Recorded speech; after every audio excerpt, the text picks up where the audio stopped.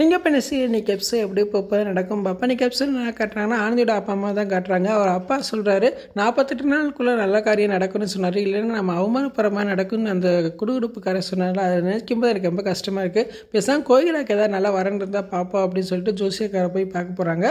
அவரும் ஜாதகத்தை பார்த்து சொல்கிறாரு, கோயிலாக்கு நிச்சயம் நடக்கும்போது கூட பிறந்தவனால தான் பிரச்சனை வந்திருக்கும். இப்போயும் கோயிலாக்கு கூட பிறந்தவனால தான் பிரச்சனை வரப்போகுது அப்படின்னு சொல்கிறாங்க. இதை கேட்டான்னா அதிர்ச்சியாகிறாங்க.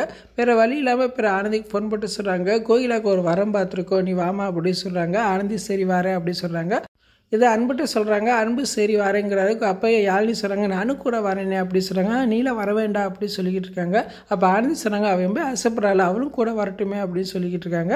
அன்பு சரி சொல்கிறாரு. பேசிக்கிட்டு இருக்கும்போதே ஆனந்திக்கு வாந்தி வந்துடுது. உடனே போய் வாந்தி எடுத்துக்கிட்டு இருக்காங்க. என்னாச்சு ஆனந்தியா அப்படின்னு அன்பு கேட்குறாரு.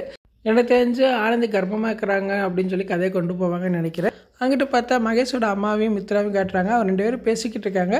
ஆண்டி இவ்வளோ தூரம் பிரச்சனை அனுப்புகிறேன், நம்ம எது சொன்னாலும் மகேஷ் நம்ப மாட்டான் அப்படின்னு சொல்லிக்கிட்டு இருக்காங்க. இதுக்காக ஒரு பிளான் பண்ணிக்க அப்படின்னு சொல்லி தான் பிளான் சொல்லிக்கிட்டு இருக்காங்க.